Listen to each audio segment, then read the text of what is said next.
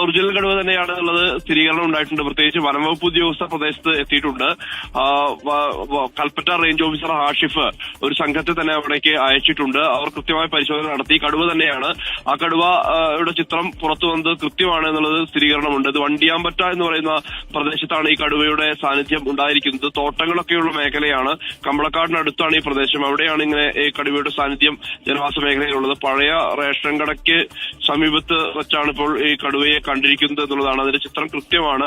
ഒരുപക്ഷെ അത് ഒരു വനത്തിൽ നിന്ന് മറ്റൊരു വനത്തിലേക്കുള്ള പാസിംഗ് ആകാം എന്നുള്ളതാണ്. മറ്റ് പ്രശ്നങ്ങൾ ഇതുവരെ കടുവ സൃഷ്ടിച്ചിട്ടില്ല എന്നുള്ളതാണ്. ഇതിനടുത്ത് തന്നെയാണ് പനമരം പച്ചിലക്കാട് മേഖലയിൽ കഴിഞ്ഞ ദിവസം കടുവ ഇറങ്ങിയ ഒരു സംഭവം ഉണ്ടായത്. അത് ഒരു കൊല്ലിയിൽ ഒളിച്ചിരുന്ന് അത് പിന്നീട് വനത്തിലേക്ക് കയറി പോകുന്ന ഒരു അവസ്ഥയുണ്ട്. ആ കടുവ തന്നെയാണോ ഈ കടുവ എന്ന കാര്യത്തിൽ ഉറപ്പ് വന്നിട്ടില്ല. വനംവകുപ്പ് പരിശോധിച്ച് വരികയാണ്. പ്രദേശവാസികൾക്ക് ജാഗ്രതാ നിർദ്ദേശം നൽകിയിട്ടുണ്ട്.